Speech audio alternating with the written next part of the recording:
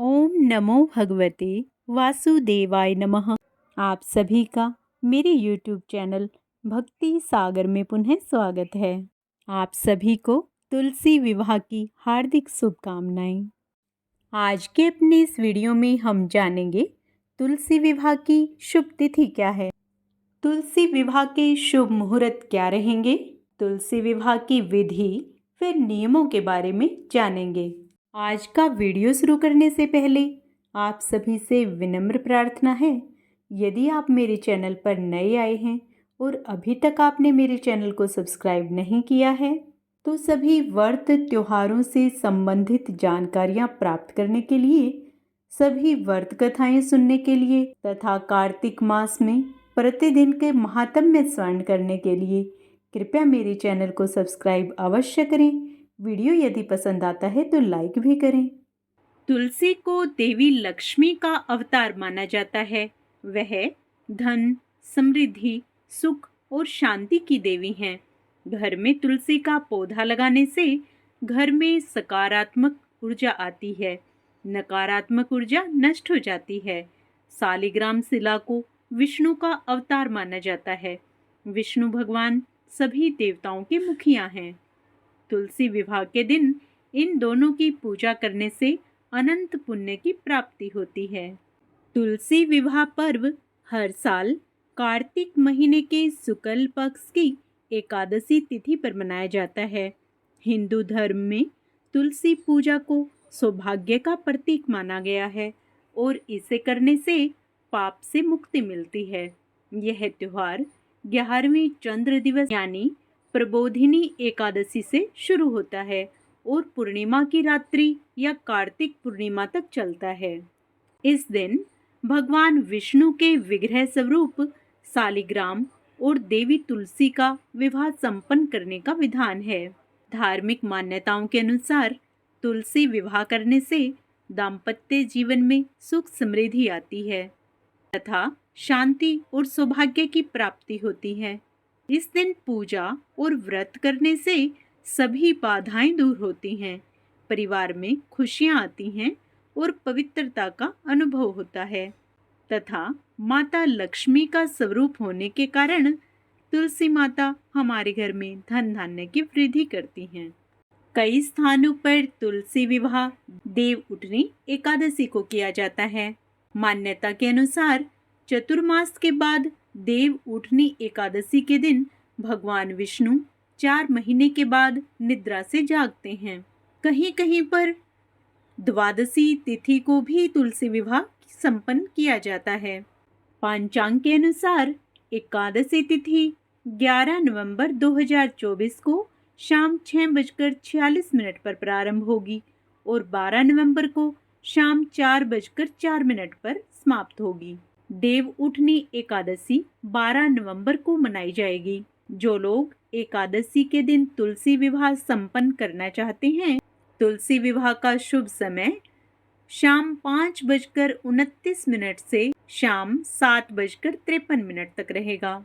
एकादशी के दिन तुलसी विवाह के शुभ चौघड़िए इस प्रकार से हैं। लाभ उन्नति का मुहूर्त सुबह 10:43 से दोपहर 12:04 तक रहेगा। अमृत सर्वोत्तम मुहूर्त 12:04 से 1:25 तक रहेगा।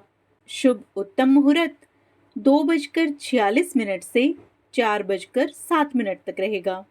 लाभ व उन्नति का मुहूर्त शाम 7:07 से 8:46 तक रहेगा। इसके साथ ही द्वादशी तिथि का प्रारंभ 12 नवंबर शाम को 4:04 से होगा तथा इसका समापन 13 नवंबर को दोपहर 1:01 पर होगा।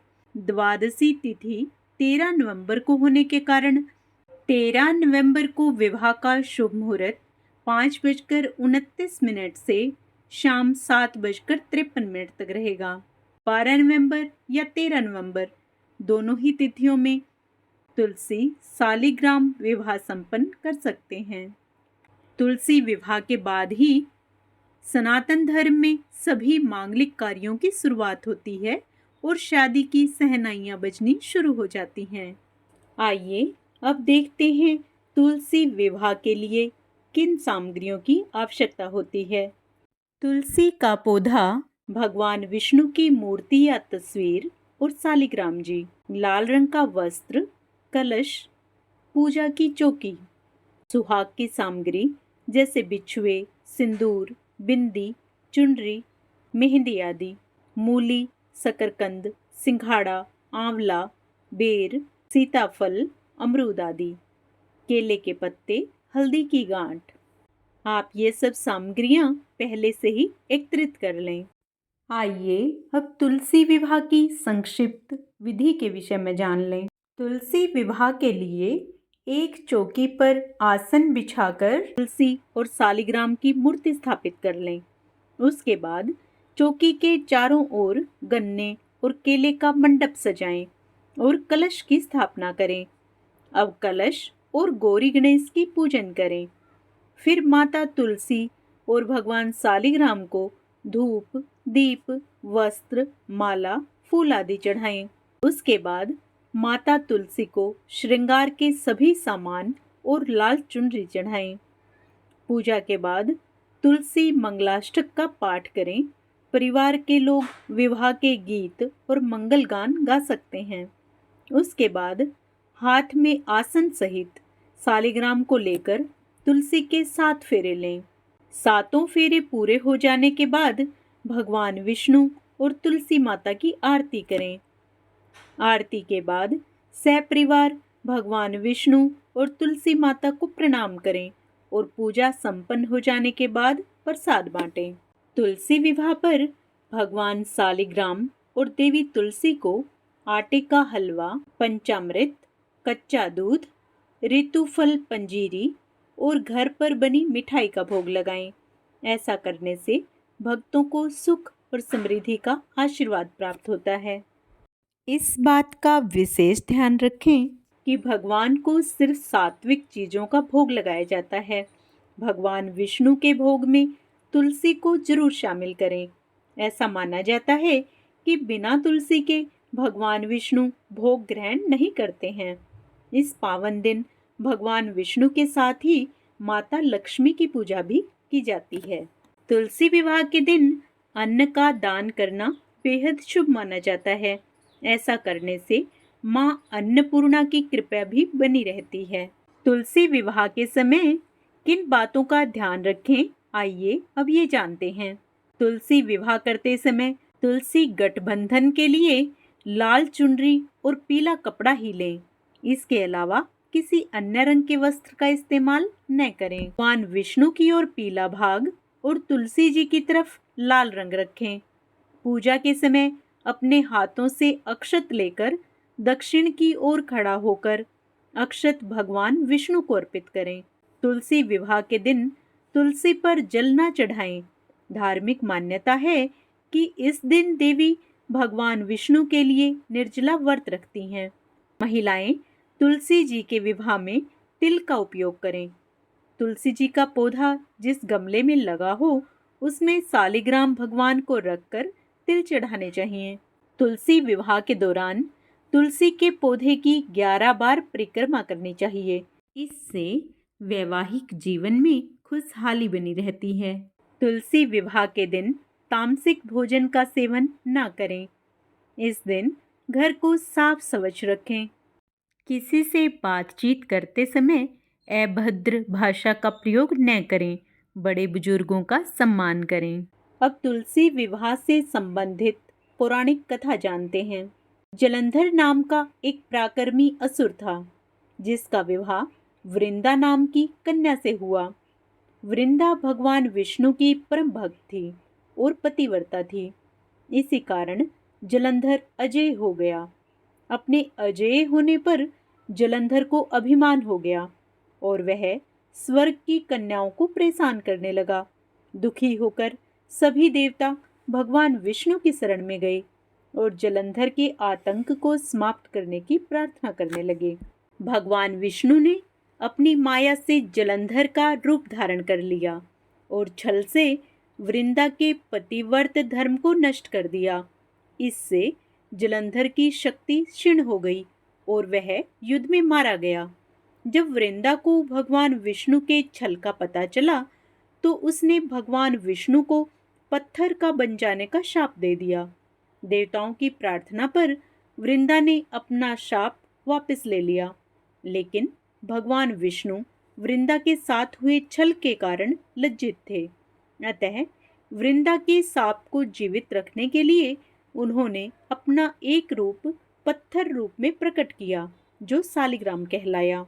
भगवान विष्णु को दिया सांप वापस लेने के बाद वृंदा जलंधर के साथ सती हो गई। वृंदा की राख से तुलसी का पौधा निकला। वृंदा की मर्यादा और पवित्रता को बनाए रखने के लिए देवताओं ने भगवान विष्णु के सालिग्राम रूप का विवाह तुलसी से कराया। इसी घटना को याद रखने के लिए प्रतिवर्ष कार्तिक शुक्ल एकादशी यानी देव प्रबोधिनी एकादशी के दिन तुलसी का विवाह सालिग्राम के साथ कराया जाता है। भगवान विष्णु ने वृंदा से कहा कि तुम अगले जन्म में तुलसी के रूप में प्रकट होगी और लक्ष्मी से भी अधिक मेरी प्रिय रहोगी। तुम्हारा स्थान मेरे शीश पर होगा। मैं तुम्हारे बिना भोजन ग्रहण नहीं करूँगा। यही कारण है कि भगवान विष्णु के प्रसाद में तुलसी अवश्य रखी जाती है। बिना तुलसी के अर्पित किया गया प्रसाद भगवान विष्णु स्वीकार नहीं करते हैं। यदि आप तुलसी सालिग्राम का विवाह संपन्न ना करवा पाएं तो भी आप तुलसी माता का पूजन अवश्य करें। इस पर्व पर सूर्यास्त के बाद तुलसी के पास दीपक जलाएं। तुलसी माता को ओढ़नी यानी चुनरी अर्पित करें। सुहाग का सामान जैसे लाल चूड़ियाँ, कुमकुम, बिंदी, हार फूल भी चढ़ाएं। व तुलसी माता की आरती भी करें। आशा करती हूँ तुलसी विवाह से संबंधित मेरा यह वीडियो आपको अवश्य पसंद आया होगा। कमेंट में जय माँ तुलसी अवश्य लिखें। तुलसी माता आप सभी पर अपनी कृपा दृष्टि सदा सर्वदा बनाए रखें।